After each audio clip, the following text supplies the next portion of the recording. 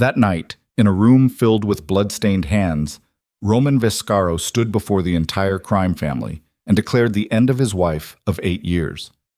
No explanation, not a moment's hesitation. Seraphina Vale took off her wedding ring, placed it on the table, and walked out into the rain. No tears, no pleas. Roman thought he had erased her from the underworld forever. A year later, every crime boss in America rose to their feet when she walked into the room. Please like, comment with the city you're viewing from so I know how far this story has come. And don't leave, because what happens next will leave you speechless. The rain came sideways that night, driving hard against the leaded windows of the Valenti estate like it had a grudge. Inside, the chandeliers burned low and gold above a table that had seen contracts signed in ink and blood both. And the men seated around it were not the kind who startled easily. Captains, underbosses, soldiers who had survived things that would have broken anyone else twice over. They sat with their hands flat on the polished oak and their eyes on Roman Vescaro, who stood at the head of the table wearing a suit that cost more than most men made in a year and an expression that cost nothing at all. Seraphina Vale stood 6 feet to his left. She had dressed carefully that night. Not for him. She'd stopped doing anything for him somewhere around the 3rd year of their marriage, when she'd understood what kind of man she'd bound herself to. She'd dressed the way she always dressed, precisely, deliberately, every detail chosen. Black wool dress, no jewelry except the ring, hair pulled back from a face that gave nothing away. She was 34 years old, and she looked it, not in the way that means worn down, but in the way that means built up. The kind of woman who had absorbed pressure so long it had calcified into something harder than bone. She already knew what was coming. She had known for 11 days. Roman cleared his throat. It was a habit he had, that throat clearing, a small preparatory noise before he said something he wanted to sound significant. She had learned to hate it somewhere around year 2. "I'll keep this brief," he said. "Of course you will," she thought. "You always do when it's something you know is wrong." "Seraphina and I are done."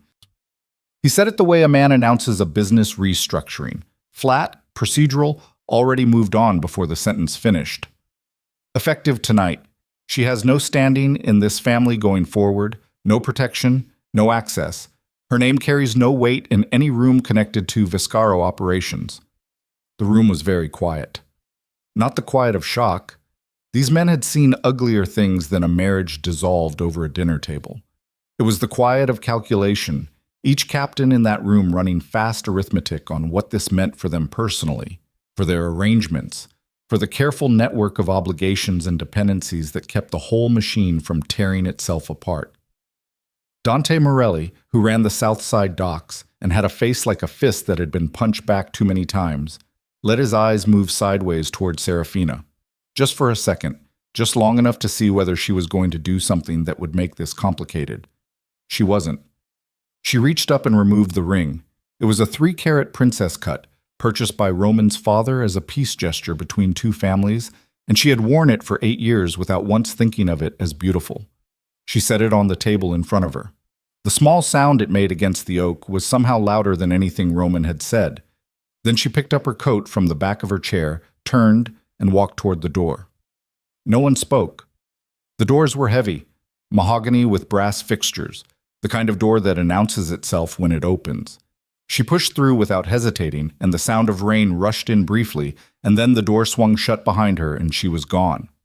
Roman reached for his wine glass. "Now," he said. "The Marchetti route." Outside, the rain was brutal. Seraphina walked to her car, a black sedan she'd paid for herself, out of accounts Roman didn't know existed, and she got in and she sat there for 30 seconds with her hands on the steering wheel and her eyes straight ahead. The rain hammered the roof. Her breathing was steady. Her face was still. Then she started the car and drove away from the Valenti estate for the last time. She did not cry. She had done her crying 11 days ago, alone in the bathroom of the hotel room she'd already started keeping for herself, sitting on the cold tile floor with her back against the tub, crying the kind of crying that doesn't make any sound because you've trained yourself too long to never let anyone hear you break. She'd cried for the woman she'd been when she married him, for the years she'd spent building infrastructure he got credit for. For the part of herself she had compromised slowly, steadily, without ever quite noticing until there wasn't much of it left. She'd cried for all of that, and then she'd washed her face, and then she'd started making calls. 11 days was plenty of time. The woman Roman had brought to stand beside him after Seraphina left the room was named Claudia Reyes. She was 27, beautiful in a way that was aggressively curated, and she had been Roman's consultant, the word he used, without irony, for 4 months.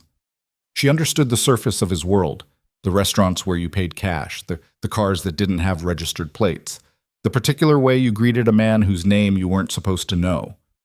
She thought this was enough. Roman thought she was the future.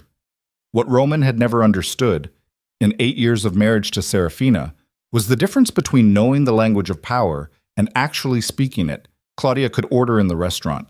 Seraphina had written the menu. But Roman was not a man who looked at what was actually in front of him. He looked at what he wanted to see, which was himself reflected back in the eyes of people who needed him. Seraphina had stopped being that mirror around year 3, and he had spent the next 5 years being quietly furious about it without ever understanding why. He told himself she was cold, distant, difficult. He did not ask himself why a woman who had once looked at him like he was the most important thing in any room had stopped doing so. 3 weeks after the night at the estate, Seraphina sat across a corner table at a dim restaurant on the north side of Chicago from a man named Victor Sean. Sean ran a network of import operations that, on paper, were entirely legitimate. Off paper, they connected 6 different criminal organizations across 4 states, and he was the kind of man who survived in the underworld not through violence, but through indispensability. A man so thoroughly woven into the fabric of how things moved that removing him would have collapsed systems nobody wanted collapsed. He was also the first person Seraphina had called 11 days before the night at the estate. "You look good," he said.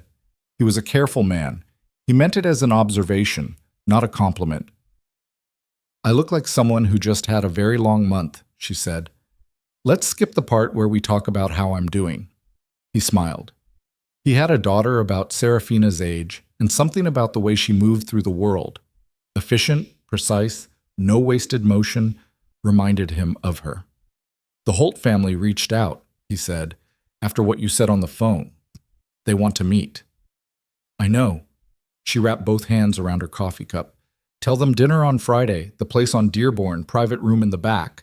And tell them to come alone, not with their lawyers, because this is a conversation, not a negotiation." "There's a difference?" "Yes. In a negotiation, both sides already know what they want. In a conversation, I show them what they didn't know they needed."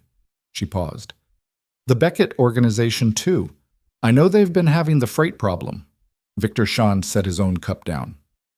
"Seraphina, the Beckett outfit has been a Vescaro partner for 9 years." "Was a Vescaro partner?" she said. "Roman burned that relationship 6 months ago when he shorted them on the Millbrook agreement. He doesn't think they noticed." "They noticed." She looked at Victor directly. "The world is full of people Roman thought he could manage because they needed him. He never understood that need expires." Shan was quiet for a moment. "You're building something." "I've been building something for 8 years, she said. "I'm just doing it for myself now." Right. What nobody understood, not Roman, not the captains who sat at that table, not anyone in that world except perhaps Victor Sean, who was too careful to say it out loud, was that Seraphina had spent 8 years being the actual mechanism behind Roman's success while Roman believed he was the engine. It started before they were married, when Roman's father, the old Don, was still alive and still sharp enough to see that his son was magnetic but dangerously shallow. Eduardo Vescaro had recognized in the young Seraphina Vale, then a 22-year-old legal affairs manager at a shipping company with Vescaro contracts, something he'd spent his whole career looking for and rarely found, a mind that understood systems, not just how to exploit them, but how they were actually constructed, where the pressure points were, which connections mattered, and which were decorative. He'd arranged the introduction to Roman carefully, the way he arranged everything. Roman had seen a beautiful woman. Eduardo had seen a solution to his succession problem. He was dead within the year, a stroke taking him fast and relatively mercifully at 71. And Roman had stepped into the position he'd been trained for without quite understanding that the training had been insufficient, and the infrastructure around him had been quietly reinforced by a woman he treated like an accessory. The Kellerman Alliance? Seraphina had spent 6 weeks building the personal relationships with the Kellerman family's financial officers that made it possible. Roman made the handshake. He thought the handshake was the work. The Port Clement arrangement, which had been running clean and profitable for 4 years. Seraphina had identified the vulnerability in the previous arrangement that made it unsustainable, proposed the restructure, and negotiated the terms over 3 dinners with the harbor master while Roman was in Vegas. He signed his name to the final agreement and announced it to his captains as a masterstroke. There were 11 other arrangements like this, 11 threads of the empire that ran back not to Roman but to her, and that she had never fully documented in any place where Roman could see because she had understood at some point, she couldn't remember exactly when, maybe year 2, maybe year 3, that Roman's comfort depended on believing he was the source of things. She had accommodated that belief for years. She had stopped accommodating it approximately 30 seconds after she placed her ring on the oak table and walked out into the rain. Well, the Friday dinner on Dearborn was quiet and long, and at the end of it, Marcus Holt, second-generation head of a Midwest organization that had been quietly struggling since losing their East Coast corridor 2 years ago, sat back in his chair and looked at Seraphina across the remains of their meal with an expression that was half suspicion and half something closer to relief. "What do you want from this?" he asked. "Nothing permanent," she said. "Not yet. I want you stable. I want the freight lines you lost reopened through a different channel I know is available. I want your Eastern problem solved without anyone doing anything that brings heat on anyone." She picked up her wine glass, looked at it rather than at him. "A stable Holt organization is worth more to me than a desperate one making bad decisions." "And when you do want something permanent?" She set the glass down. "Then I'll tell you exactly what it is, and we'll have that conversation directly. No games, no middlemen." Marcus Holt looked at her for a long time. He had been in this world since he was 19 years old, and he had a particular sensitivity to the smell of manipulation, the way a man raised near water develops a sense for weather. He sat there testing the air. What he smelled was not manipulation. It was something he hadn't encountered at a table like this in a long time. Someone who actually knew what they were doing, who was proposing something that made structural sense, and who seemed completely uninterested in impressing him. "My father knew Eduardo Vescaro," he said finally. "I know," said Seraphina. "Your father and Eduardo trusted each other. Roman ended that." She paused. "I'm not Roman." He nodded once, slowly. "No," he said. "You're not." Roman, meanwhile, was beginning to notice that certain phone calls were going unreturned, not dramatically, not all at once. Small things. An associate who usually responded within the hour taking 2 days, an invitation to a private event he'd attended for 6 years simply not arriving this season, a captain, Hernandez, who ran the Western districts, showing up late to a weekly meeting for the first time in memory and offering no explanation. Roman attributed it to the natural turbulence of transition. He'd made a significant change. These things took adjustment. People needed time to recalibrate. Claudia agreed with this assessment over dinner at an expensive restaurant where Roman liked to be seen. She was good at agreement, which was one of the things Roman had liked about her initially. He was beginning, very slightly, just at the edge of his awareness, to recognize the difference between someone agreeing with him because they understood the situation and someone agreeing with him because disagreement wasn't safe. He filed this recognition away without examining it. "The Marchetti expansion is on track," he said. "Good," said Claudia. She had a way of saying good that exactly matched his preferred pace, which should have been a warning, but wasn't. "And the Beckett thing will sort itself out." "Of course it will." He looked at her across the table. In certain lights she was stunning. In this light she was stunning. He took a drink of his wine and felt briefly like everything was under control. 40 minutes away, in a hotel suite she'd rented under a name Roman had never heard, Seraphina was on a call with the Beckett organization's logistics chief, walking him through a restructured freight arrangement that would route their East Coast volume through a channel Roman didn't touch, and couldn't monitor. And she was doing it in the flat, technical language of someone who had been doing exactly this kind of work for 8 years. Not performing expertise, not selling herself, just doing the actual thing with the actual competence she had actually built. And halfway through the call, the logistics chief said, "I have to ask. We've been working the Vescaro angle for 9 years, and nobody ever explained the Hartfield connection to me like this. How do you know this stuff?" Seraphina paused. "Because I built most of it," she said. A beat of silence. "Right," said the logistics chief. "Right. Okay. Shall we continue?" "Yeah," he said. "Yeah, let's continue." The name came from a man named Ortega, who ran a mid-sized operation in Detroit and who had been patched into a conversation between two of the captains from the old Pellegrino family. A conversation about a woman who had brokered a deal between the Pellegrinos and their longtime rivals, the Sainte Marie crew out of New Orleans, a deal so clean and so structurally sound that both sides had independently told people it was the best arrangement they'd made in a decade. Nobody knew who she was. She'd come in through Victor Sean, done the work, and left without theatrics. "What do we call her?" someone asked. "The other side called her the Queen," said Ortega. The name moved through the underworld the way good names do, faster than intention, slower than fire, sticking to things. By the time the invitations went out for the Chicago Summit, a gathering that happened every few years when the largest organizations decided things needed a coordinating conversation, hosted this year by the Valenti family itself, which meant Roman Vescaro's machine was the nominal host. By that point, the name was everywhere. The Queen. Roman heard it and felt mildly annoyed. He'd heard stories like this before. Mysterious fixers, shadow operators, underground brokers, who were mostly myth dressed up as reality. The underworld had always been full of people whose reputations were inversely proportional to their actual substance. He did not investigate. He should have. Dante Morelli, who had been at that table on the night of the rain, heard the name and sat with it for a long time. He had a good memory for faces and a better one for silences. And he remembered the particular silence in the room after Seraphina had set her ring down and walked out. He remembered the way not one of the captains had looked at Roman after the doors closed. He remembered thinking, this man has no idea what he just did. He still didn't know exactly what had happened, but he was starting to get a picture. He picked up his phone and called a number he hadn't used in a while. It rang 3 times. Then a woman's voice, level and unhurried. "Dante?" "You've been busy," he said.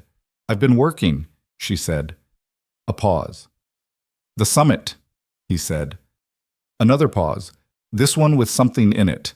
Not quite amusement, not quite something else. "The summit," she agreed. "Roman doesn't know." "No," she said. "He doesn't." "He's going to find out." "Yes," said Seraphina. "He is." Outside the window of her hotel room, Chicago spread out in every direction, wet and lit and humming with the kind of energy that cities have at night, restless, unfinished, full of things still in motion. She looked at it without really seeing it. She was already thinking 3 moves ahead, the way she always had, the way she'd always had to, in a world that had never once looked at her and assumed she was the most dangerous person in the room. She'd spent 8 years being invisible in plain sight. The summit was in 12 days. She let the silence stretch between them until Dante, who was not a man who broke silences easily, broke it. "You need anything from me?" he asked. She considered. "Not yet," she said, "but when I do, you'll know." She ended the call and stood at the window for a long time, watching the city, while somewhere across town in a restaurant that didn't take reservations for most people, her ex-husband ordered another bottle of wine and believed, with the comfortable certainty of a man who had never once needed to question his own power, that everything was still his. He had 12 days left to believe that. She intended to make every one of them count. The 12 days moved the way the last days before something breaks always move, too fast in the wrong places, too slow everywhere else, with a quality of pressure underneath everything like weather that hasn't decided yet what it wants to be. Seraphina slept 4 hours a night and didn't feel it. She had a particular capacity for running on low fuel that she'd developed early, back in the years before Roman, when she'd been working 60-hour weeks and eating vending machine dinners, and learning the architecture of supply chains the way other people learn languages, by immersion, by necessity, by refusing to stop until the grammar of it made sense in her bones. Those years had built something in her that Roman's world had refined, the ability to function at high output while keeping the surface completely still. She met with the Beckett organization's full leadership on a Tuesday morning in a rented conference room on the 14th floor of a building that had nothing to do with anything criminal, a legitimate commercial property in the financial district, glass and steel, the kind of place where people carried laptops and argued about quarterly projections. She'd chosen it deliberately. Neutral ground. No theater. There were 4 of them across the table. Jimmy Beckett, who ran the operation and had his father's eyes and his grandfather's temper, sat in the center with his arms crossed and his jaw set. Flanking him were his logistics chief, the man she'd spoken with on the phone, whose name was Garza, and 2 others she recognized from background research, a woman named Price, who handled their financial architecture, and a heavyset man called Doyle, who was Jimmy's oldest friend and whose actual function was being the person Jimmy Beckett trusted when he didn't trust anyone else. "You look like her," said Jimmy. It was the first thing he said before hello, before anything. He meant it as an observation, but it came out like an accusation. "Like who?" she said, though she knew. "Like someone who's run this meeting 100 times already in her head."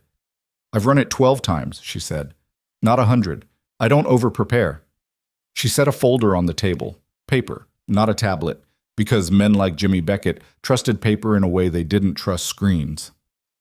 The Hartfield corridor is reopenable. The reason it closed had nothing to do with structural problems. It closed because Roman made a promise to the Ortiz family in exchange for the Millbrook volume and then couldn't deliver both. He chose Millbrook. He didn't tell you. Silence. Garza picked up the folder. He went through it page by page with the focused quiet of someone doing real math in real time. "How do you have this?" Jimmy asked. "Because I built the Hartfield arrangement," she said, 4 years ago. "I know every component of it." "You built it, and Roman got credit for it." "Roman announced it," she said. "There's a difference." Jimmy Beckett uncrossed his arms. He leaned forward on the table with his weight on both fists and looked at her the way he looked at things he was trying to decide about. He had a tell, a slight movement of the muscle near his right eye when something shifted his thinking. She'd read about it in background research, and she watched it happen now. "What do you want?" he said. "The same thing I told Marcus Holt," she said. "Right now, nothing permanent. I want your operation stable. I want the corridor open. I want you not making desperate decisions because you're bleeding from a wound Roman gave you and didn't mention." "And after right now?" "Then we'll have a different conversation." She held his gaze. "I won't lie to you about what I'm building, but I'll tell you this. Whatever I ask for, when I ask for it, will be worth more to you than whatever you give up to get it. That's not a sales pitch. That's how I work." Doyle, who hadn't spoken, said, "How do we know that?" Seraphina turned to look at him. He was the kind of man who was easy to overlook, quiet, a little heavy, the kind of face that blended into rooms, which was probably exactly why Jimmy Beckett kept him close. "You don't," she said. "Not yet. But you can talk to Victor Shan, and you can talk to the Pellegrino family about the New Orleans arrangement, and you can make your own assessment." She paused. "I don't need you to trust me today. I need you to look at what's in that folder and decide whether the math makes sense." Another silence. Garza set the folder down. He looked at Price. Some communication happened between them that didn't involve words. "The math makes sense," said Garza. Jimmy Beckett sat back. "All right," he said. "We'll talk." Roman found out about the Beckett meeting 4 days later. He found out the way he found out most things he wasn't supposed to know, through a chain of 3 people, each of whom told one person they thought they could trust, with the usual entropy of information moving through a system of people who had competing loyalties.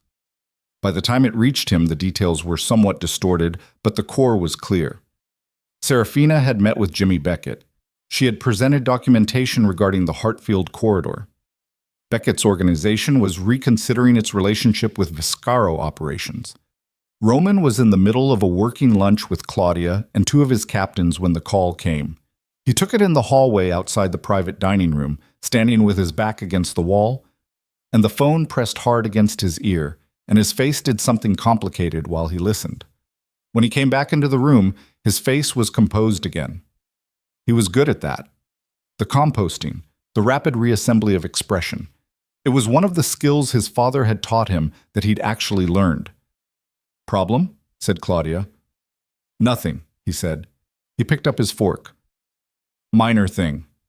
Captain Reeves, who had been with the Vescaro organization for 19 years, and who had the specific kind of situational awareness that came from surviving that long in close proximity to powerful men, looked at Roman's hands.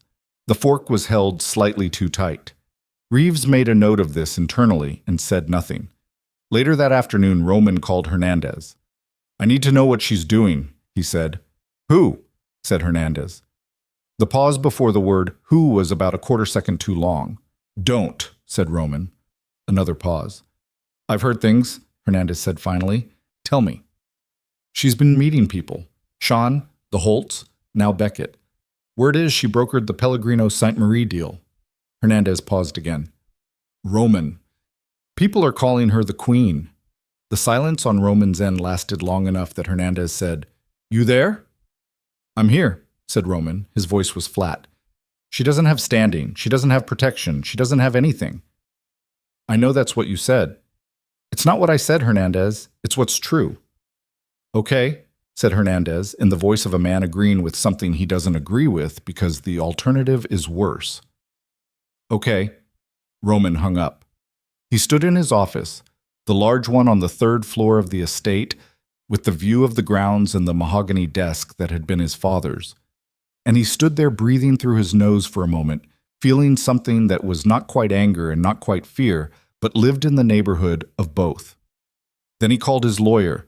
Then he called the two captains he most trusted, which turned out, when he thought about it, to be only one captain he fully trusted and one he mostly trusted, which was a ratio he hadn't examined before and didn't want to examine now. He had 9 days until the summit. Claudia came to the estate that evening. She had a key. Roman had given it to her 2 months ago with the particular generosity of a man who confuses access with intimacy. And she let herself in and found him at the desk, papers spread around him, the kind of organized chaos that meant he'd been at it for hours. "You're spiraling," she said. He looked up. "I'm working." "You're doing the thing where you make everything complicated so you don't have to deal with the actual thing." She sat down across from him. She was wearing a dress that was worth looking at, and he looked at it, and some of the tension in his shoulders moved. What did she do? Beckett's reconsidering. Beckett's always reconsidering something. That's what Beckett does. She met with them. She had documentation about the Hartfield arrangement. He paused. Documentation that I didn't know she had. Claudia looked at him. What kind of documentation? The kind that explains how the arrangement was built. He shuffled one of the papers, not reading it, just moving it. She built it. I didn't know she... I knew she was involved in the preliminary work, but how many things did she do that you thought you did? The question landed in the room, and neither of them said anything for a moment. Roman set the paper down. That's not what this is about. It sounds like exactly what this is about. Claudia. His voice had an edge. She recognized the edge. It was the one that meant he was near something he didn't want to look at, and he would get sharp with whoever was nearest to avoid looking at it. She'd seen it 3 times before. She was starting to understand it meant the conversation was about to become unproductive. All right, she said, leaning back. What do you want to do about Beckett? Apply pressure, he said immediately. She looked at him. What kind of pressure? The kind that reminds Jimmy Beckett what happens when he makes decisions that work against Vescaro interests. Roman, she said it carefully. If she's already talking to the Holtz, Beckett, Shan, and if the summit is in 9 days, applying pressure on Beckett is going to look like panic.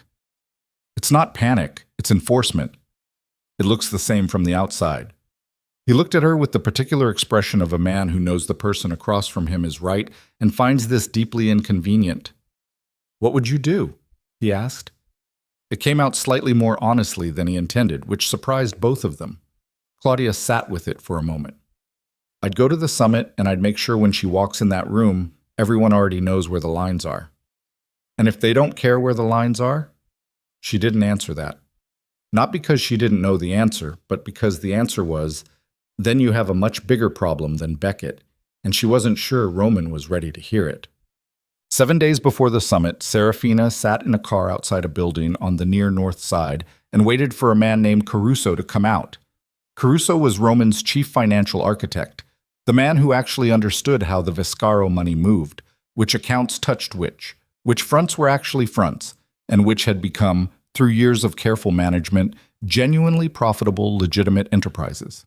He was 61 years old, had worked for the Vescaro family for 27 years, and had once, 9 years ago, told Seraphina at a family dinner that she was the only person in the organization who asked the right questions.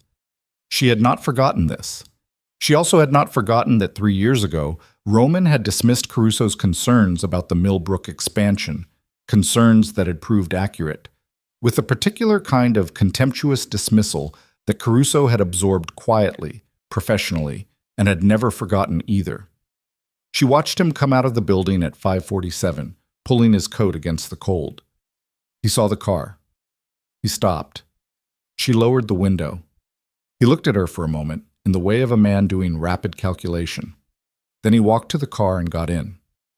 "I wondered when," he said. "When what?" "When you'd come find me." He settled into the seat, his hands in his lap. He had the composed look of someone who had been expecting this, and had therefore already decided how he felt about it. "I need to know the status of the Eastern accounts," she said. "You know I can't—" "Caruso." She said his name quietly, without pressure. That was the thing about Seraphina. She had never once, in 8 years, raised her voice. "I built those accounts. The structure is mine. I need to know if Roman has changed anything in the last 3 months that would affect the Hartfield reopening." He was quiet for a long time. Outside, people moved past on the sidewalk, collars up, heads down, the ordinary movement of a cold city in the evening. "He shifted 40% of the Eastern Reserve into the Marchetti expansion," Caruso said finally. She absorbed this without visible reaction. "Without closing the Hartfield exposure first." "Without closing it? Yes. Which means if Hartfield reopens through a different channel, the Eastern Reserve is already overextended and he won't have the liquidity to respond." Caruso looked at her. "He's been spending like the foundation is solid. It's not solid." "I know it's not solid," she said. "I stopped reinforcing it 10 months ago." Caruso let out a breath that was not quite a laugh. "You planned this." "I planned for it," she said. "There's a difference. I didn't know he'd throw me out in front of the entire family. I was prepared for the possibility that he would." She looked straight ahead through the windshield at the ordinary street. "I've been prepared for a lot of possibilities with Roman for a long time." "What happens at the summit?" he asked. She turned to look at him. "What do you want to happen?" He thought about it. He was the kind of man who answered questions honestly when he thought about them, which was rarer than it should have been in the world he inhabited. "I want to still have a job," he said. "I want whoever's running things to actually understand how the money works." "Then you already know what happens," she said. He nodded once, slowly. "I'll send you the current structure," he said. "Everything as of today." "I know you will," she said. "Thank you, Caruso." He got out of the car and walked back toward the building. She watched him go. Then she pulled out her phone and made a call. "It's worse than I thought," she said when Victor Sean picked up. "He's overextended on Marchetti and the Eastern Reserve is compromised." "How bad?" "Bad enough that the summit timing is either very lucky or very unlucky, depending on which side of it you're on." A pause. "Seraphina, half the people going to that summit don't know who you are yet." "Half," she agreed. "Not all. The ones who don't know. Roman's going to try to frame the narrative before you walk in. He'll have 3 days at minimum to work the room before you arrive." "I know," she said. "And you're comfortable with that?" She looked out the window at the city, the ordinary cold city going about its ordinary business, full of people who would never know that the shape of their world was being quietly renegotiated in cars and hotel rooms and corner table dinners by people like her. "He's been framing narratives about me for 8 years," she said. "Let him have 3 days." Roman spent those 3 days working the phones the way he used to work them back when he first took over from his father. Relentless, personal, calling people directly instead of routing through intermediaries, using the voice and the charm and the particular intensity that had always been his best asset. He was, genuinely, very good at this. His father had been good at systems. Roman was good at people, at making them feel, in the moment of talking to him, that they were the most important voice he was going to hear that day. He called 7 organization heads in 3 days. He reaffirmed partnerships. He made specific promises, some of them financially committal in ways Caruso would have winced at. He created, through sheer force of personality, a working narrative. The Queen is an upstart, a disruptor, someone exploiting the transitional moment to grab influence she hasn't earned. Several people found this narrative plausible. Several others listened carefully, said the right things, and then, within hours of hanging up, sent messages to a woman in a hotel suite on the north side of Chicago. Dante Morelli called her on the 3rd day. "He's been busy," he said. "I know." 6 of the 7 he called reached out to you. 7 of the 7, she said. The 7th sent someone in person. She paused. "Dante, tell me about Reeves." "Reeves?" A beat. "Reeves is cautious, loyal to the structure, not the man. Why?" "Because Roman's going to need someone to stand with him at the summit, and the options are narrowing." She was quiet for a moment. "He's going to do something at that summit that he thinks is power, and is actually the opposite. I need to be ready for what it looks like." You think he'll make a move against you directly?" "I think he's a man who cannot process the idea that the room isn't his anymore," she said. "And when a man like that gets in a room where he can feel the ground shifting, he does the only thing he knows how to do." "Which is?" "Tries to take back control by force," she said, "and invites everyone to watch him fail." She said it without satisfaction, without heat, as a plain statement of the mechanics of the situation, the way she would have described any other system she understood. There was a knock at the door of the hotel suite. One of her people, a woman named Torres, who had come recommended by Victor Shan and whose function was the kind of general competency that didn't have a clean title, opened it and admitted a young man carrying a sealed envelope. Seraphina opened it while Dante was still on the line. Inside was a single card, heavy cream stock, the Valenti crest embossed at the top. Below it, in Roman's handwriting, "I think we should talk before Chicago. Alone, just us." She read it twice. Then she set it down on the desk and looked at it. "Dante," she said. "He just sent a note. Wants to meet before the summit. Alone." A pause. Then, "What are you going to do?" Seraphina picked up the card and turned it over in her hands. The summit was in 4 days. Every arrangement she'd made, every thread she'd pulled and redirected and carefully repositioned over the past 11 weeks was set and running. The Holt alliance was solid. The Beckett corridor was open. The Pellegrino Sainte Marie arrangement had produced its first clean month of results. Caruso had sent her the financial architecture. Victor Shan had positioned himself as the neutral party that would, when the moment came, validate everything she laid on the table. She had built this as carefully as she'd ever built anything, more carefully, because this time it was hers. She thought about Roman standing at the head of that table in the rain-hammered estate, his face arranged in the expression of a man disposing of something he'd finished with. She thought about the ring on the polished oak. She thought about the drive away from the estate, the 30 seconds of stillness before she started the car, the deliberate decision not to look back. She set the card down. "Tell him yes," she said. Dante made a sound. "Seraphina, tell him yes," she said again. "Dinner, tomorrow night, his choice of location." She paused. "I want to see what he thinks this conversation is." The silence on the line had a particular quality to it. The quality of a careful man deciding whether to argue with a woman who has just made a decision she's already completely committed to. "All right," Dante said. "And Dante, She looked at the card one more time. Make sure someone knows where I am. She ended the call.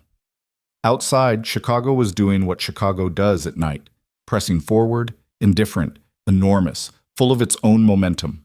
She had 4 days. One of them was going to be used sitting across a table from the man who had thrown her away in front of everyone she'd ever worked with, the man who had spent 8 years taking credit for the architecture she'd built, the man who had looked at her and seen something decorative when she was the most load-bearing thing in his entire world. She was not afraid of the dinner. She was, for the first time in months, something that was almost curious, because Roman was going to walk into that dinner believing he still had leverage. He was going to sit down across from her thinking this was a negotiation, that he had something she wanted, that the history between them gave him an angle. He didn't know about Caruso. He didn't know about the Eastern Reserve analysis she now had in full. He didn't know that 6 of his 7 phone calls had been reported back to her in detail, including the specific promises he'd made that he couldn't keep. He was going to try to manage her, one last time. And she was going to sit there across the table from him and let him. The restaurant Roman chose was called Ardennes, a private dining establishment on the 42nd floor of a building in the Loop that didn't advertise and didn't need to, the kind of place where the staff had signed NDAs and the tables were spaced far enough apart that a conversation conducted at normal volume stayed at that table and nowhere else. He'd chosen it because it was his territory, because the maitre d' knew his name and the sommelier knew his preferences, and the table in the northeast corner with the city view had been held for him on a standing reservation for 4 years. He wanted her on his ground. She understood this and came anyway. Torres drove her. Seraphina sat in the back seat watching the city move past the windows and kept her breathing even, and her hand still in her lap. She was wearing dark gray, not black, which would have read as armor, and not anything softer, which would have read as concession. Gray was accurate. Gray said, I am here, and I am neither threatening you nor deferring to you, and I have already decided how this goes. The elevator to the 42nd floor was glass on one side, and as it rose, she watched the city fall away beneath her, the grid of light spreading in every direction.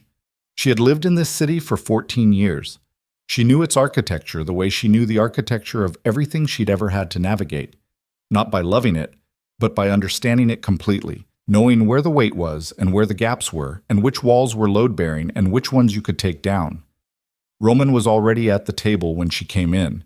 He stood when he saw her, which she noted, the old courtesy, the Eduardo Vescaro training, the reflex that persisted even now. He was wearing a dark suit and he looked good, which he almost always did, because Roman had always known the value of surface presentation, even when the surface was the only thing he was maintaining. Sarah, he said. She hadn't been Sarah to anyone in 3 months. She sat down across from him without responding to the name. The sommelier appeared and poured water and then wine without being asked, and then disappeared again with the specific skilled invisibility of someone very well paid to be unobtrusive. Roman looked at her. She looked at him. The city floated beyond the window behind him, 42 floors of nothing between them and the grid of the world below.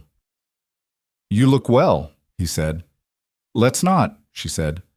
A breath. All right. He picked up his wine glass, didn't drink from it. You've been busy. So have you. 7 calls in 3 days. I heard you got reports on all of them. 7, she said. Yes. He set the glass down. The thing about Roman, the thing she had spent years watching, was that he processed embarrassment as aggression. It was a conversion so automatic he probably didn't know he was doing it. The flush that came up in his neck when he was caught at something resolved itself reliably into a forward lean and a sharpening of the voice. She watched it happen. What is it you think you're doing? He said. Exactly what it looks like. You're going to come into that summit and you're going to try to, what, destabilize everything I've built? She looked at him for a long moment. You've built, she said. Flat, not angry, just the words. Don't do that. Roman, the Hartfield Corridor, the Kellerman Alliance, the Port Clement restructure, the Eastern Reserve architecture, the Pellegrino relationship that you've been trading on for 6 years. Tell me, specifically, what you did to build any of those. His jaw tightened. I ran the organization. I made the decisions. You announced things, she said, You shook hands, you sat at the head of tables, and you let people believe the table had always been yours. She kept her voice level, the way she kept everything level, because she had learned a long time ago that the person who stays calm in the room with someone who is losing composure holds all the ground. I'm not saying you don't have skills, Roman. You do. You're charismatic. You're good with people in rooms. Your father knew that. Your father also knew it wasn't enough on its own. Don't talk to me about my father. Eduardo knew, she said. That's why he arranged things the way he did. He saw what you were, and he saw what I was, and he made a calculation. She paused. I spent 8 years being the calculation. Roman's hand, which had been resting on the table, closed into something that wasn't quite a fist. He relaxed it deliberately. He was working to stay controlled, and she could see the effort of it, the muscle in his jaw, the way his breathing had changed cadence. What do you want? He said. From me, directly. What are you asking for? Nothing, she said. He stared at her. Nothing. I don't want anything from you, Roman. I didn't come here to negotiate. I came here because you asked me to, and I was curious what you thought this conversation was going to accomplish. She looked at him steadily. Now I know. And what do you know? That you still think this is about us, about what happened between us. She reached for her water glass. It isn't. It hasn't been about us since about 45 seconds after I walked out of that estate. He looked at her, and something moved through his face. Not quite pain, because Roman had a complicated relationship with pain that involved not acknowledging it as pain. Something more like the expression of a man who has opened a door expecting a room and found open air. The summit, he said. Whatever you're planning for the summit, Roman. She set the glass down. Go home. Spend the next 4 days with the people who are actually still yours. Figure out how to manage what's coming with some dignity. She pushed her chair back slightly, the small movement of a woman who has finished with something. That's the only advice I have for you. He leaned forward then, fast, the controlled aggression breaking into something more genuine. You walk into that summit, and you will not walk out the same way. I still have standing. I still have— Who? She said. The word stopped him. Who do you have, Roman? Name them. The silence that followed lasted long enough to become its own answer. She stood up. She didn't reach for her coat dramatically. She picked it up the way she did everything, practically, efficiently, with no performance attached. Thank you for the wine, she said. I didn't drink it, but the selection was good. You always had a good eye for wine. She left him sitting at the northeast corner table with the city view and the standing reservation and the untouched wine, and she walked to the elevator and pressed the button and watched the doors close, and the floor fell away beneath her as the car descended, and she stood in the glass elevator watching the 42nd floor recede, and she breathed in and breathed out and kept her face completely still. She was in the lobby before she allowed herself to acknowledge what she had just confirmed. He had nothing. The calls hadn't worked. The narrative hadn't held. He was walking into the summit with a name and a family crest and 4 decades of inherited credibility and almost none of the actual structural support that credibility required. 4 days. 3 days before the summit, at 11:40 in the morning, Seraphina's phone rang with a number she didn't recognize. She almost didn't answer it. She answered it. Ms. Vale. The voice was male, middle-aged, with a specific flatness that she associated with people who had spent a long time delivering information without editorial. My name isn't important. What I have to tell you is— She said nothing. Let him continue. There's a conversation you need to know about. It happened last night, Roman Vescaro and a man named Falcone. She went still. Falcone. Marco Falcone. She knew the name. Everyone in this world knew the name. Falcone ran operations out of the Northeast, had spent 15 years building a reputation for extreme efficiency and equally extreme ruthlessness, and had been, as far as anyone knew, completely unaligned. The kind of operator who took specific contracts for specific outcomes and maintained absolute neutrality between organizations because his value depended on that neutrality. What kind of conversation? She said. Her voice was the same as it always was. Nothing in it. The kind that involves your name, your itinerary, and the words before the summit, said the voice. The line went dead. She stood in the center of the hotel suite for 3 full seconds without moving. Then she called Torres. "We're moving," she said. "Now, pack what matters. Leave the rest." What happened? Roman hired Falcone. A pause on Torres's end that had a particular quality. The quality of someone who knows exactly what that name means and is recalibrating every assumption about the immediate future simultaneously. "How long do we have?" "I don't know," said Seraphina, "which means we treat it as not long." She was already moving toward the desk, pulling the things that mattered. The documents, the encrypted drives, the phone with the separate number she used for the most sensitive contacts. "Call Shan. Tell him location change. Tell him to use the Belmont protocol." She paused. "And call Dante." "Dante first?" She thought for half a second. "Sean first, then Dante." She was out of the suite in 11 minutes. The new location was a property on the northwest side that Victor Shan maintained for exactly this kind of contingency. A building that presented as a commercial laundry operation on the ground floor and had 2 floors above it that didn't appear in any documentation Seraphina had ever found in any public record. She arrived at 2 in the afternoon. Torres was 10 minutes behind her. Shan was already there, which told her he'd been closer than he usually let on, which told her he'd been worried before she called. "He hired Falcone," she said. She didn't sit down. She stood in the center of the room, coat still on, and looked at Sean directly. "Tell me everything you know." Sean was a man who didn't flinch at things. He sat at a table with his hands folded and his face composed, and he looked back at her with the expression of someone about to say something he's been dreading. "I heard the same thing you heard, approximately 2 hours before your call. I didn't tell you because I was verifying." "And?" "It's verified." He unfolded his hands. "Roman made contact with Falcone 3 days ago, the night after your dinner." She absorbed this. "He moved fast." "He's scared," said Sean. "Scared men move fast." "What's the scope?" "The scope, as I understand it." Sean paused, and the pause meant he was choosing his words, which meant what came next was something he knew she wasn't going to receive easily. "The scope is not just you." She looked at him. "Shan." "Marcus Holt," he said, "and Garza, from Beckett." The room was very quiet. The sound of the laundry equipment from downstairs came up through the floor, rhythmic, industrial, indifferent. She stood there and let that information fully land, which took about 2 seconds longer than most information took to land with her because of what it meant. Not just her. Holt and Garza. The 2 most visible points of the new architecture she'd built.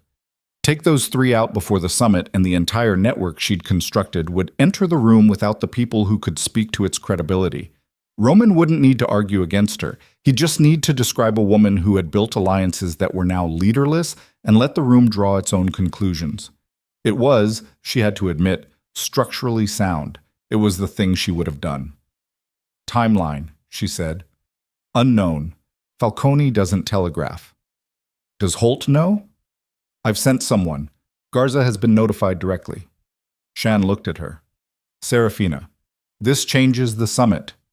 "It doesn't change the summit," she said. "It changes your position going in." "It changes his position," she said. The flatness in her voice had changed texture. Not louder, not harder, but different.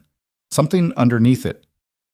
"Roman just hired a contractor to remove 3 people before a gathering of the entire criminal leadership of this country.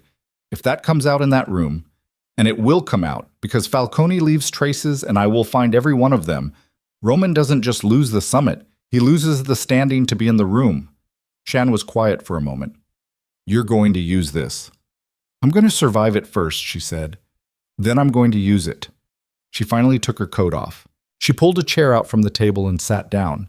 And for the first time in hours, she let her spine fully settle, let the maintained composure cost what it cost, just for a moment, just in a room with a man she trusted as much as she trusted anyone. "He tried to have me killed, Victor." "I know. He threw me out in front of everyone, and then, when that wasn't enough, he hired someone." She looked at the table. Her hands were flat on the surface, not shaking. 8 years. I know, said Sean again. He said it the way people say things when they understand there's nothing else to say, but silence isn't right either. She sat there for 90 seconds. Then she raised her head. Get me everything Falcone has touched in the last 6 months, she said. Every organization, every contract, every contact. I want to know who his access points are in this city, and I want names by morning. She looked at Sean steadily. And I want a secure line to Dante. Tonight. Dante Morelli answered on the first ring, which told her he'd already heard. Roman went to Falcone, she said. I know, said Dante. You knew before I called. An hour before. A pause. I want to be clear with you about something. I have known Roman Vescaro since he was 17 years old. His father and I had an arrangement that went back 30 years. Whatever I have done or not done in regard to my own position since you and I started talking, I want you to understand that I did not know he would go this far. She believed him. Not because she was generous, but because she understood Dante Morelli's particular architecture of loyalty, which was old-fashioned and structural and did not include endorsing contracts on women who had committed no organizational offense. I know you didn't, she said. What do you need? She thought about it. I need Falcone's access point inside the summit building. He'll have one. He always works with inside access. Someone on the venue staff, building security, catering, he'll have someone placed. I can find that. I need it in 36 hours. 36 is tight. I know. A pause. There's something else, Dante said. The quality of his voice shifted in a way she recognized. The particular register of a man about to say the thing he least wants to say. The reason I know about Falcone, the person who told me. Another pause.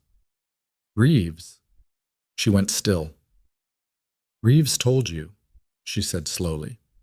Reeves found out because he overheard Roman making the call, and he came to me instead of going to Roman with reassurance. Dante's voice was careful, which tells you something about where Reeves is. It told her several things. It told her that Roman's inner circle had reduced to the point where the man he most relied on for physical security was now running information to the other side. It told her that the defection wasn't ideological. Reeves was a pragmatist, a man who read structural stability the way a sailor reads water.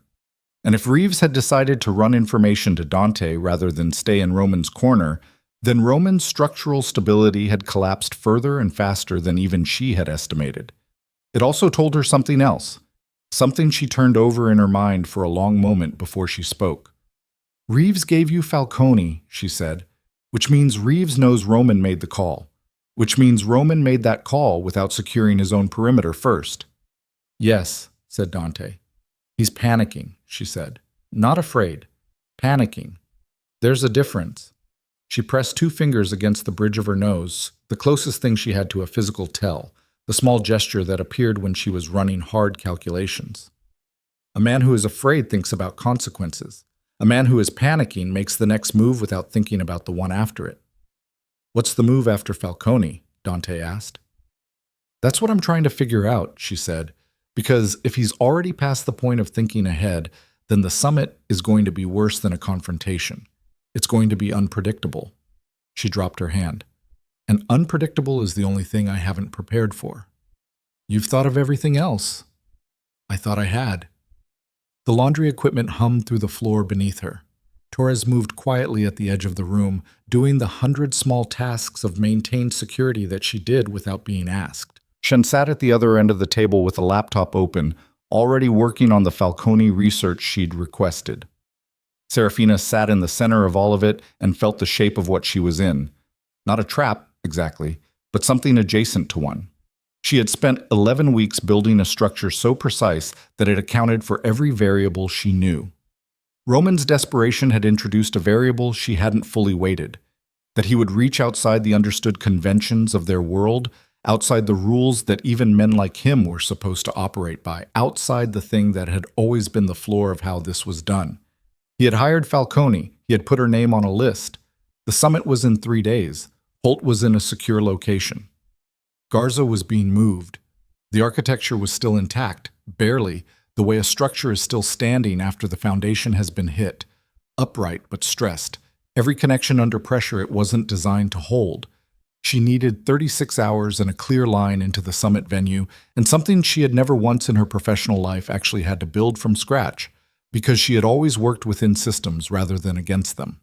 She needed a way to bring everything Roman had done into that room and lay it on the table in front of every organization leader who would be sitting in those chairs in a way that was undeniable, documented, and delivered before Roman could frame it as something else.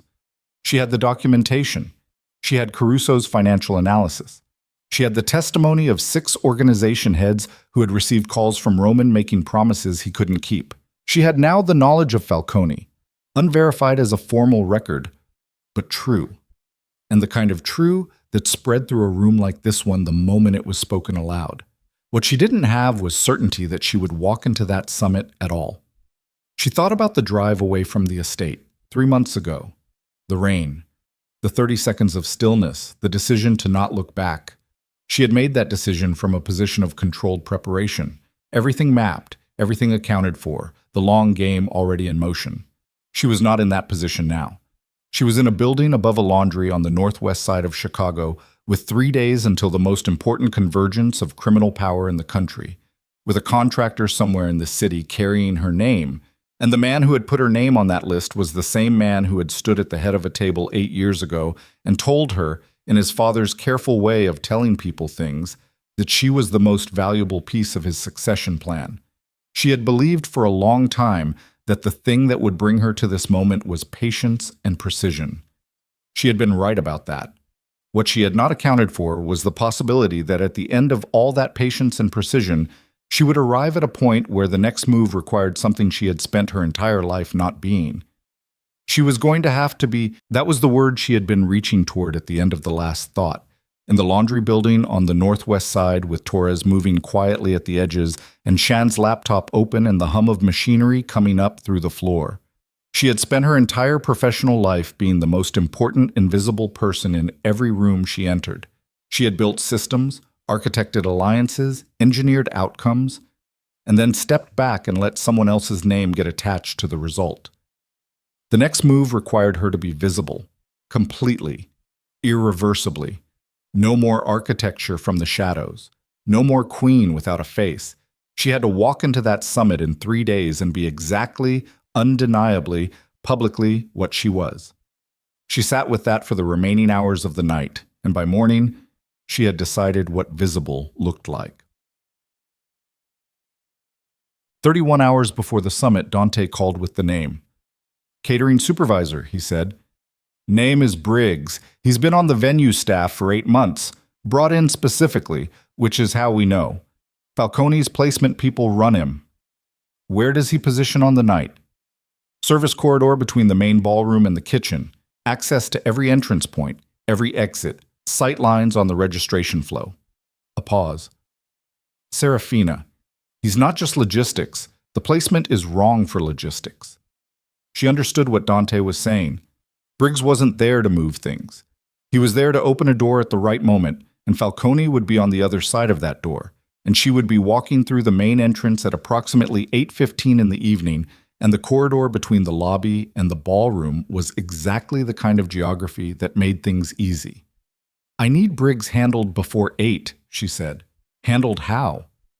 "Removed from the building. I don't care how it's done as long as it's clean and quiet and he's not there when I arrive." She paused.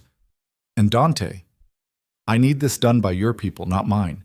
If it comes back to me, it changes the narrative." "Understood. One more thing." She looked across the room at Torres, who was standing at the window with a coffee cup and the particular stance of someone who was trying to look like they weren't listening while listening very carefully. "I need Roman kept occupied until 8:15. He usually arrives early to work the room. I need someone to delay him, not prevent him. Delay. He needs to be in that room, in front of everyone, when I walk in." A long pause. "You want an audience?" I want every person in that ballroom to see us enter that room with a gap of exactly 15 minutes between us," she said. "I want them to see Roman settle in and believe he has the room. And then I want them to see what happens when I walk through the door." Dante was quiet for a moment. She could hear him breathing, the slow, deliberate breath of a man who has lived long enough in this world to understand that what she was describing was either a masterstroke or a catastrophe, and there was no middle ground. "I'll handle Briggs," he said, "and I'll handle the timing." "Thank you, Dante."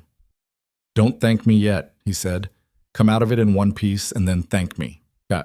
The summit venue was the Ashford Grand, a hotel that occupied an entire city block in the Loop, the kind of building that had hosted every kind of important gathering for 40 years and had the particular quality of a place where significant things happened regularly enough that the walls had absorbed them. The ballroom was on the third floor, a room built for 800 that would hold approximately 60 people tonight, which meant a great deal of space between chairs, and a great deal of space meant every entrance and movement was visible from every angle.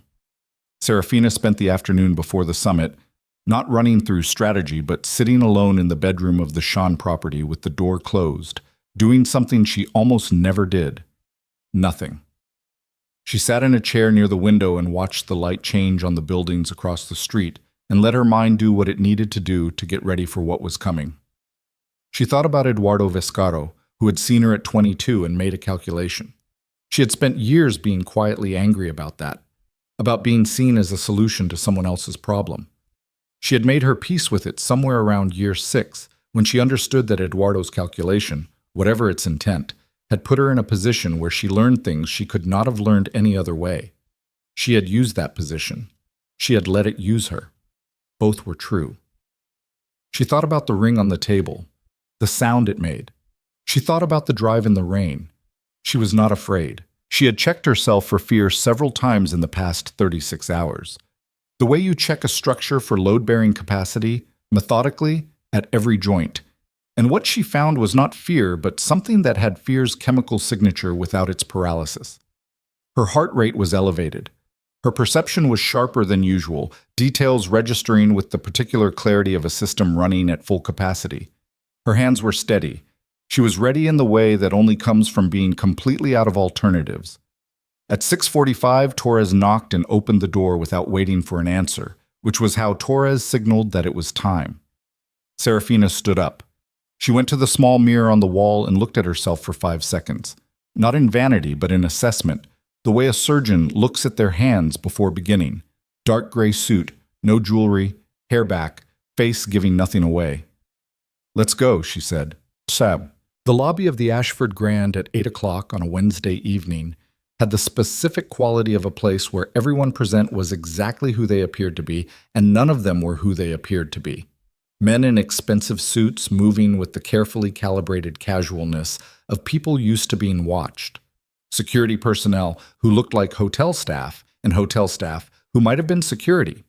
The low sound of a piano from somewhere, performing the architectural function of covering the silence that would otherwise exist between people who had things to say to each other that couldn't be said here. Torres stayed with the car. This was Seraphina's explicit instruction. She walked in alone. She went through the lobby at a pace that was neither hurried nor deliberate. The pace of a woman who knew where she was going and had no reason to rush or to perform composure because composure was simply her resting state. She felt the attention before she saw it, the subtle reorientation of people in her peripheral vision, the small adjustments of posture and direction that bodies make when something has changed in a room. Several people knew her face. Enough had been told to watch for her. The name had moved through this world for months, and now the name was walking through the lobby of the Ashford Grand, and the lobby registered it the way a room registers a change in pressure. She took the elevator to the 3rd floor. The service corridor that Dante had identified was to the left of the elevator bank.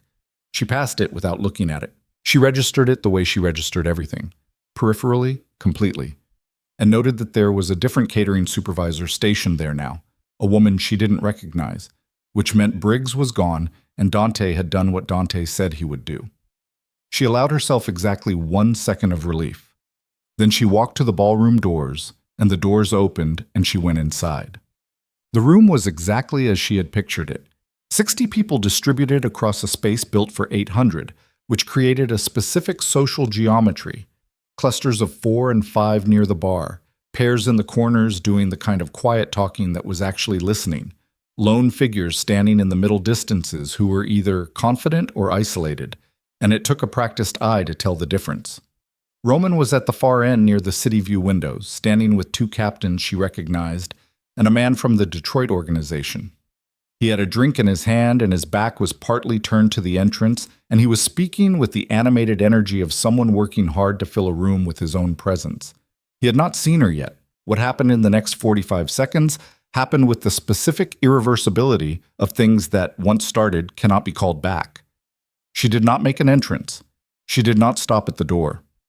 She walked into the room the way she had always walked into rooms, directly, without performance, and moved toward Victor Sean, who was standing near the center with Marcus Holt and a woman Seraphina recognized as the Sainte Marie organization's new representative, a sharp-faced woman named Delacroix, who had sent her word through 3 intermediaries 6 weeks ago that she was paying attention. Sean saw her first. Something happened in his face. Not surprise, because Sean had prepared himself for this, but the particular expression of a man watching something he's known was coming finally arrive. Then Holt, then Delacroix. Then, in the specific cascade of attention that moves through rooms like this one when something shifts, others. She heard her name before Roman heard it. She heard it in the change of ambient sound, the drop in conversation volume, the redirected attention, the small collective recalibration of a room full of people who read rooms for a living. She was talking to Sean, or beginning to, some exchange of greeting that her mouth was producing while the rest of her awareness held the room. When she heard Roman's voice from the far end talking to his captains and then heard it stop. Mid-sentence. The specific stop of a man who has turned and seen something he was not prepared for. She didn't look at him. Not yet. She let 30 seconds pass. She spoke to Delacroix, briefly, warmly, the particular warmth of two people who have been in communication for months and are now in the same physical space for the first time. She watched Delacroix's eyes do the thing that eyes do when they are re-evaluating in real time, moving between Seraphina's face and some point over her shoulder and back again, processing the geometry of the room, arriving at a conclusion. Then she heard his footsteps. She had known his footsteps for 8 years. She knew the rhythm of them. The slightly heavier left foot, the pace of a man who expects space to clear in front of him. She turned before he reached her. He stopped 4 feet away. His drink was still in his hand. His two captains were a step behind him, which was either support or the instinct of men positioning themselves near the exit of a situation. Roman looked at her and she looked at him, and the room, which had been pretending not to watch, stopped pretending. "You're not supposed to be here," he said. His voice was low, intended for her only, but in a room this quiet, with this quality of attention, low voices carried. "I was invited," she said. "Same as you." By who?" "By the organizing committee." She looked at him steadily. "Which you chair." His jaw moved. He understood what she was saying. The invitations to this summit had gone out through the Vescaro administrative apparatus. Her invitation had been issued by his own machine, through a channel she had built years ago, and that had continued, quietly, to function according to the protocols she'd established. Protocols Roman had never fully understood well enough to dismantle. She had been invited to the summit by Roman Vescaro without Roman Vescaro knowing it. She watched him understand this, watched the color change in his face. "We need to talk," he said, right now, outside." "I'm not going outside, Roman." "Sarah, I'm not going outside," she said again, the same tone, same volume. The repetition was deliberate. It created, for everyone watching, the clear image of a man who had made a request twice and been declined twice. "If you have something to say, you can say it here." Something broke in his face then. Not dramatically. Roman had too much training for dramatics. But a specific quality of control left him, and what replaced it was rawer, more genuine, and more dangerous than the performed authority he'd been maintaining all evening. "You went to Caruso," he said. "Yes." "You went to my own financial architect, and you got him to give you the internal account structure." "Yes." His voice dropped to something that was almost a whisper. "You have been dismantling my organization. I've been building mine, she said. "From the inside, using access you should never have had." "Access I built," she said. "Roman, listen to what you're saying. You're describing infrastructure I created as if I stole it from you." The room was very still. Not silent. The piano still played somewhere beyond the ballroom, the discreet sounds of the hotel continued, but the 60 people in this room had achieved a quality of attention that was indistinguishable from silence. Marcus Holt stood to Seraphina's left. Victor Sean stood slightly behind her. Delacroix had moved, in the last 2 minutes, 3 steps closer. These were not aggressive movements, they were structural. The geometry of people making visible where they stood. Roman saw it. She watched him see it. "You did this," he said. The rawness in his voice had shifted again. She recognized the shift, had heard it before, late in their marriage, in the arguments that happened in rooms where no one else could hear. It was the voice of a man who has run out of the tools he knows how to use and is reaching for the one thing left, which was not strategy or authority, but something older and uglier. "Yes," she said, "everything I had was built on what I gave you," she said. "And what I gave you I can account for, down to the last arrangement, the last connection, the last restructured agreement." She reached into the inside pocket of her jacket. She produced a single folded document and set it on the nearest table. She had positioned herself near a table deliberately, hours of spatial planning distilled into this single action. "That's a summary. Full documentation is with Sean Holt and 3 other principals in this room." Roman stared at the document. He stared at it the way a man stares at something he doesn't want to touch, because touching it makes it real. Captain Reeves, Roman's Reeves, the man who had run information to Dante, the man who had read the structural situation with the accuracy of someone who had been reading situations for 19 years, stepped away from Roman's side. It was a small movement, a single step to the left. But in a room this size and this quality of attention, one step was a declaration. Roman felt it. She saw him feel it, the slight adjustment of his weight, the fractional turn of his head, the way a person registers an abandonment through their skin before their mind processes it. "Reeves," Roman said. Reeves said nothing. "Reeves." His voice had something in it now she had not heard before, something exposed. "You've been with this family 19 years, said Reeves quietly. He looked at Roman the way you look at something you've been loyal to for a long time when you finally allow yourself to see it clearly. "I know." The silence that followed was the loudest thing in the room. Roman turned back to Seraphina. His drink was still in his hand, and he became aware of it suddenly, this glass he'd been holding for 15 minutes, and he set it down on the table next to her document with a sound that was too sharp and too loud, and broke what remained of his composure more than anything else had. "You think this is over?" he said. Low, raw, the voice stripped of everything except what was underneath. "I think you hired Marco Falcone," she said. The room inhaled. She heard it. The collective sharp breath of 60 people who knew that name and knew what it meant when that name appeared in a sentence with someone's name attached to it. The sound spread through the room and flattened it, and in the flat silence afterward she continued. "I think you put my name on a list," she said, 3 days ago. "And I think you put Marcus Holt's name on it, and Garza from Beckett.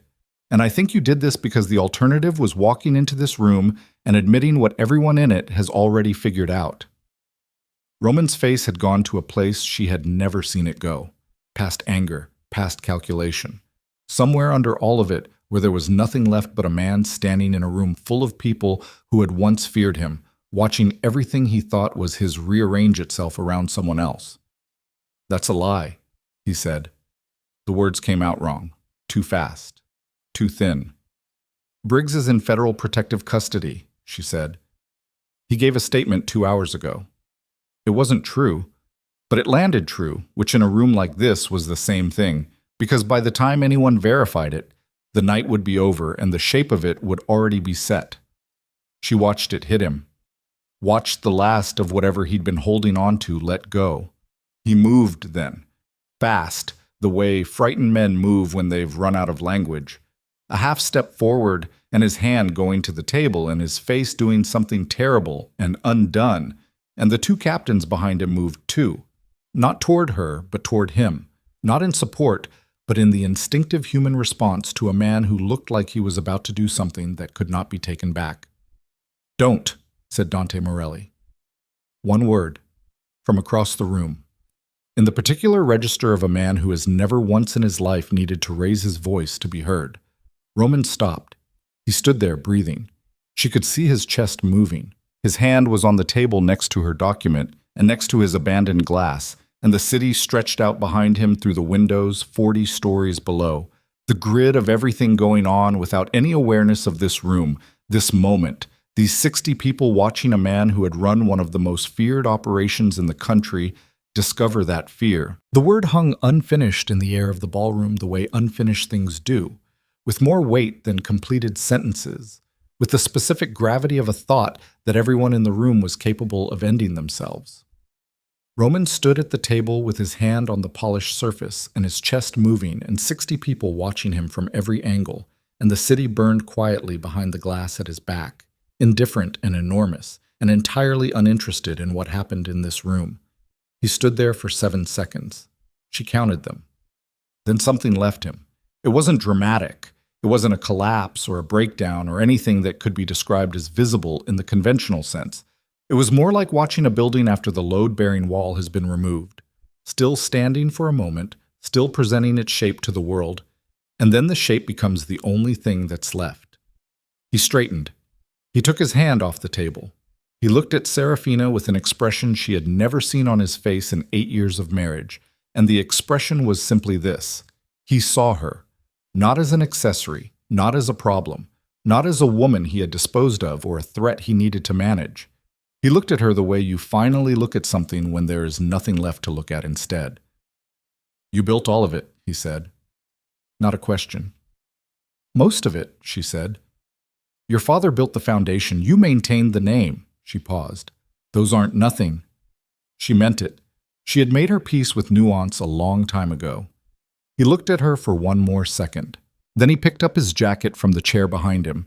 He'd draped it there when he arrived, the old habit, always comfortable, always at home in rooms like this, and he put it on with the precise, unhurried movements of a man performing the last ordinary act available to him. He buttoned one button. He reached for his drink, remembered it was on the table next to her document, and left it there. He walked toward the door. His captains didn't follow immediately. There was a half-second hesitation, that terrible half-second where you can see men deciding, and then one of them, the younger one, moved to follow. The other stayed where he was. These were the last 2 visible transactions of the Vescaro organization's operational authority, and they happened in half a second, and no one in the room missed them. Dante Morelli watched Roman go. His face held nothing interpretable. The ballroom doors opened and closed. The piano was still playing somewhere down the hall. What happened in the following 2 hours was the kind of work that looks, from outside, like nothing.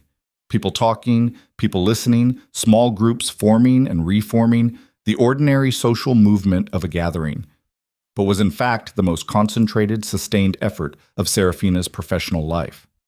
She did not stand at the front of the room and deliver a speech. She had never been a woman who delivered speeches. She moved through the room the way she had always moved through rooms, directly, with specific intent, one conversation at a time. She sat with the Sainte Marie representative, Delacroix, for 20 minutes in a pair of chairs near the east wall, and they talked about the New Orleans arrangement and what it needed to be sustainable, and Seraphina listened as much as she spoke, which was the thing that made people trust her in a way they rarely trusted anyone in this world. She actually listened, not in the performed way of someone waiting for their turn, but in the structural way of someone who understood that the information in what people said was almost always less important than the information in how they said it.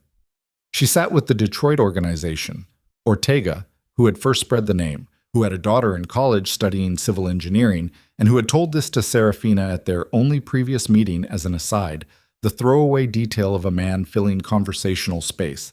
And she asked about the daughter, which caused Ortega to look at her with the specific expression of a man recalibrating, because he had told her that once, months ago, through an intermediary, and she had kept it. Small things. She had always worked in small things. Victor Chan moved through the room parallel to her, handling the documentary distribution. The full package she'd prepared, the financial architecture analysis, the account of the Falcone contract with the supporting details that Reeves had provided and that Dante had verified. He delivered it quietly, without theater, the way accountants deliver information. This is what happened. Here's the documentation. Here are the relevant figures. By 10 o'clock, the room had a different shape than it had possessed at 8:15. Not completely different. These were not people who remade themselves overnight, and several of them would spend the next weeks and months deciding how they felt about what had shifted and what it meant for their individual operations. But the shape was different. The center of gravity had moved. Marcus Holt found her near the bar at 10:20. He didn't say anything for a moment. He stood beside her and looked out at the room. "Reeves is going to need a situation," he said finally. She had already thought about this. "I know. Give him 6 months with your northern operation, transition role. He knows Vescaro logistics better than anyone, and your northern operation has the Hartfield exposure. He can help stabilize it." Holt considered this. "You already thought about that." "I thought about it 3 days ago." He looked at her sideways. "Before or after Falcone?" "Before." A pause. "I thought about Reeves needing somewhere to land before I knew he'd be the one to give us Falcone. That's not why I'm suggesting it." "I know," said Holt. He said it the way men say things when they're slightly unsettled by someone's consistency. "That's why I asked." She picked up a glass of water from the bar. She'd had nothing else all night, which the bartender had noted with the professional neutrality of someone who noticed everything and commented on nothing. And she drank from it and set it down. "There's the Marchetti question," Holt said. "Yes." "Roman's already overextended on it. If Vescaro operations collapse entirely—" "They won't collapse entirely," she said. "The name still has value. The infrastructure is still there. What changes is who has standing to make decisions about it." She looked at the room. "There are 3 people in this room right now who have claims on Vescaro-adjacent operations that predate Roman's tenure. They're going to come to me in the next 48 hours. When they do, I need you to be part of that conversation." "As what?"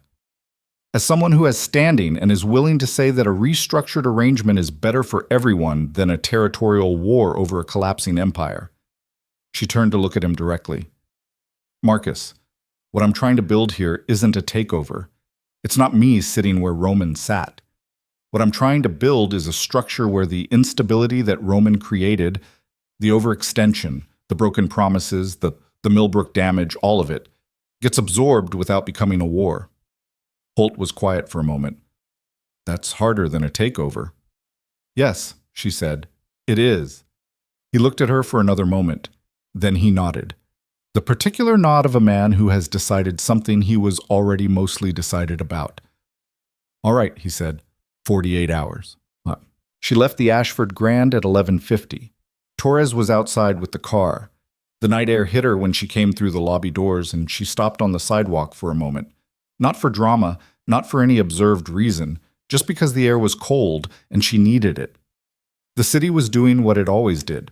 Cabs moved, people walked, collars up, faces down. The ordinary human movement of a city at midnight that had no idea, no reason to know that anything particular had occurred in a ballroom on the 3rd floor of a hotel in the Loop. She had been awake for 31 hours. She got in the car. Torres drove without speaking, which was one of Torres's particular and valued qualities. Seraphina sat in the back seat and watched the city move past the window and felt the specific physical weight of what she'd spent, the sustained attention, the controlled performance of composure over 3 days of genuine threat, the hours and hours of precision work that had led to 2 hours in a ballroom that now sat in the past, resolved and irrevocable. Her hands were in her lap. She looked at them. The ring finger of her left hand was bare, had been bare for 3 months, the skin there slightly different in texture than the surrounding skin from 8 years of constant pressure. She looked at it the way you look at a scar that has healed cleanly, not with regret, not with satisfaction, just with the plain acknowledgement of something that had happened and was now over. "You all right?" Torres asked. She asked it without looking away from the road. The question offered in the matter-of-fact register of a woman who wanted an honest answer rather than a reassuring one. "I'll know tomorrow," said Seraphina. Torres nodded. This was an acceptable answer. The call came the next morning at 7:42. She was awake, had been awake since 6, sitting at the small table in the northwest side property with coffee and the quiet of an early morning and the particular stillness that comes after sustained intensity winds down, the stillness that has a slight unreality to it, the way a room feels after everyone has left a party. She was not thinking about anything specific. She was letting her mind do the untangling it needed to do on its own, without direction. The number was one she recognized. She answered. "It's Caruso," he said. "I know. I need to tell you something." A pause. The specific pause of a man who has been holding something and has decided to set it down. "Roman called me this morning, early, before 6. She set her coffee cup down. "What did he say?" "He told me he was stepping back from operations, formally. He's going to put it in writing today." Another pause. "He asked me to stay on, with whatever comes next." She absorbed this for a moment. Roman stepping back formally changed the legal and organizational architecture in ways that were significant. It closed several exposure problems and opened the restructuring conversations that needed to happen in an orderly way rather than through a contested power vacuum. It was structurally the right move, the smart move. She hadn't expected him to make the smart move. "What did you tell him?" she asked. "I told him I'd think about it." Caruso's voice had something in it. Not quite regret, not quite relief. The complicated affect of a man who had served one family for 27 years and was now watching the end of that era from very close range. Seraphina. He knew. This morning. That call. He knew what he was doing. It wasn't panicking. He was clear. She understood what Caruso was telling her. Roman at 6 in the morning, alone, calling his financial architect and telling him to stay on with whatever came next. That was a man who had spent the night arriving at something true about himself and had gotten up and acted on it before the day could talk him out of it. She didn't know what to do with that. She sat with it. "Stay," she said finally. "Caruso, stay on. I need someone who knows how the money actually moves, and I need them to not be afraid to tell me when something is wrong." "I've been telling people when things were wrong for 9 years," he said dryly. "No one listened." "I'll listen." A pause. "I know you will," he said. "That's why I called." 3 days after the summit, Seraphina sat across a table from the 3 principals she had told Marcus Holt would come to her within 48 hours. They had come in 30. 2 represented organizations with historical claims on operations that ran adjacent to Vescaro territory. The third was Delacroix from Sainte Marie, who had no historical claim but had the particular leverage of someone whose cooperation was necessary for anything that involved the southern corridor. The conversation lasted 4 hours. It was not an easy 4 hours. Delacroix had sharp edges and wasn't interested in softening them, which Seraphina respected. One of the other principals, a man named Carver, who had been in the game longer than anyone else at the table, asked questions that were designed to find the seams in what she was proposing, and several of his questions found seams which she acknowledged directly and addressed without defensiveness, which she could tell surprised him. What she was proposing was not an empire. She was careful about this. Careful in the way of someone who understood that the thing she was proposing was only viable if it was understood correctly from the beginning, because if it was understood as an empire, it would generate the resistance that empires generate, and she had no interest in spending the next decade managing that resistance. What she was proposing was a structure, a set of agreements that distributed authority rather than concentrating it, that created accountability between organizations rather than hierarchy above them, that built the kind of stability that made everyone's operations more profitable and more durable, and that did not require a single person at the top to function. "Who enforces it?" Carver asked. He had a blunt way of cutting to the center of things that she appreciated, even when the center of things was a problem. "Everyone at this table," she said, "mutually. And when it breaks down, there's a process." She had a document to it. There was always a document. 3-person arbitration, rotating membership, decisions binding within 60 days. No single organization can block. "What if the breakdown is you?" Delacroix asked. She asked it without hostility, in the flat register of a woman stress testing a system. Then the same process applies to me, Seraphina said. I don't have a carve-out. If I violate the terms of what we build here, I'm subject to the same arbitration as anyone else. The silence after this was a different kind of silence than the silences she'd been sitting in for weeks. Less calculating, more real. Why would you agree to that? Carver asked. She looked at him directly. Because a system that has a person at the center of it is a system that collapses when that person does, she said. I've spent 8 years watching that happen up close. I have no interest in building another version of the same thing. Carver looked at her for a long time. He was 70 years old and had the face of a man who had outlived most of his assumptions about people, and what was left in his face now was something careful and curious. Eduardo Vescaro used to say something, he said finally.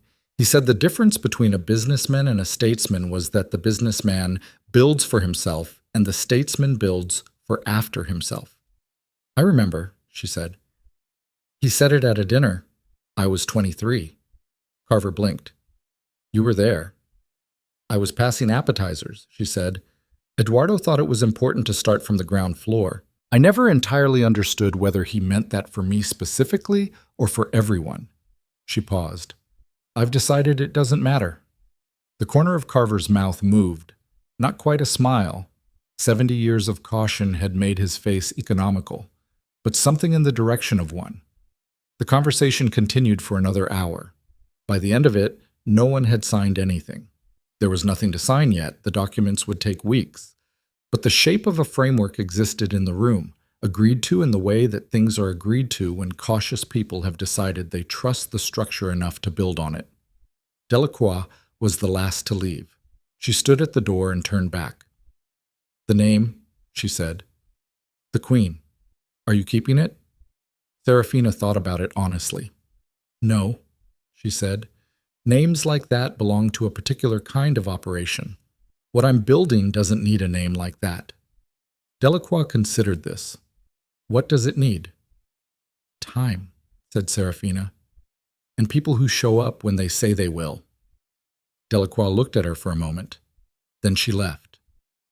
6 weeks after the summit, on a morning in late November when the cold had settled into Chicago with the permanent quality of something that intended to stay, Seraphina stood at the window of an office she'd rented in a building on the near north side. It was not an impressive office. It had a desk, a table for meetings, a view of the street below and the buildings across from it, and a coffee maker that Torres had installed on the first day and that had since become the most important piece of equipment in the room. She was reading a report from Caruso, the first monthly financial summary of the restructured operations, presented in the format she'd requested, with the problems clearly marked and not buried in language that made them look smaller than they were. There were 3 problems clearly marked. 2 of them were manageable. One of them was going to require a conversation with the Holt organization that wasn't going to be comfortable. She made a note. She would call Marcus this afternoon. Her phone rang. The screen said Torres. Reeves is here, Torres said. Early. Send him in. Reeves came through the door with the particular bearing of a man who had spent 19 years moving through a specific kind of room and was now in a slightly different kind of room and had not entirely recalibrated the way he carried himself. Still the physical wariness, the eyes that went to exits and corners first, the contained stillness. He was in his early 50s and he looked like what he was, a man who had survived a long time by being very good at reading situations and acting on what he read rather than what he wished were true. He sat down across from her without being invited to, which she took as a good sign. Holt's northern operation, he said. Yes. I've been there a week. The Hartfield exposure is worse than the summary indicated. How much worse? 30% worse. He said it straight. No preamble. No softening. The restructuring Caruso outlined is going to need a parallel fix on the logistics side or the financial piece doesn't hold. I can design the logistics fix, but I need authorization to bring in someone from the old Vescaro routing network. Who? He named a name. She knew it. A woman who had run routing for the Eastern operation for 6 years, who had left when Roman's expansion decisions made the work impossible, who is currently doing legitimate freight consulting in Cincinnati. Call her, Seraphina said. Tell her the terms are fair and the structure is stable. If she wants to talk to me directly, she has my number. Reeves nodded. He made a note. Then he looked up. You knew about the 30%, he said. It wasn't a question. I suspected, she said. I needed someone on the ground to confirm it. He looked at her steadily. This is how you work, he said. Not critical, just observational. The statement of a man filing something under things that are true. It's how I've always worked, she said. Is that a problem? No, he said. No, it's... He stopped. He looked at his hands for a moment. I spent 19 years in an organization where the man at the top needed to believe he'd thought of everything first.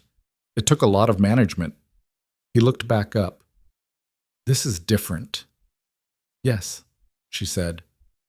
It is. He stood up. He had what he'd come for. At the door he stopped. Not the dramatic stop, not theater, just the stop of a man who had one more thing and almost hadn't said it. Roman's in Miami, he said.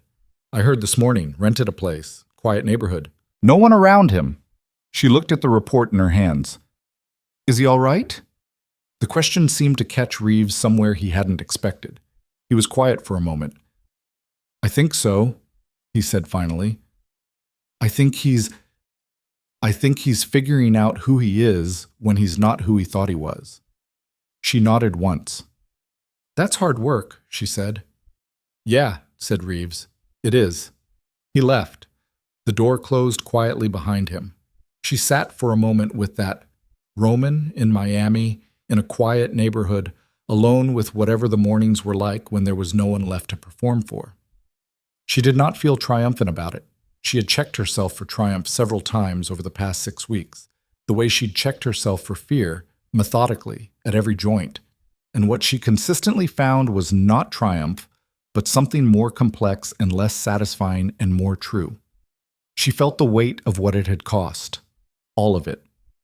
8 years of invisible labor and one marriage that had started as a calculation and ended in a ballroom with 60 witnesses, and the 31 hours of not sleeping, and the night above the laundry with Shan, and Falcone's name in her ear, and the moment in the elevator at the Ardennes when she had stood in the glass car watching the 42nd floor recede and kept her face still by sheer accumulated discipline. She felt the weight of what she'd built, and the weight of what she'd dismantled, and the particular way those two things were not separate. She picked up her coffee. She looked at the street below. The ordinary street. People moving in the cold, a delivery truck double parked, a woman in a red coat walking fast with her head down, a man reading his phone while his dog sat patient and unconcerned at his feet. The city, full of systems she understood, and systems she was still learning, and systems that would change before she could fully map them. Full of the ordinary and the hidden and the pressure points where one thing became another. She had a phone call to make to Marcus Holt about the uncomfortable conversation. She had Caruso's report to finish reading. She had a framework to build with people who would test it and push against it and probably try to exploit it before they understood that exploiting it cost them more than maintaining it. She had the logistics woman in Cincinnati to potentially bring in, and Reeves to manage through the Hartfield correction, and Delacroix to cultivate carefully because Delacroix was the most strategically important relationship she had, and also the most volatile, and volatility required attention that wasn't always convenient. She had work, the specific, detailed, unglamorous work of building something that was supposed to outlast the building of it. She set her coffee cup down and pulled Caruso's report back toward her and found the page where she'd left off, and read. The street continued below. The city continued in every direction.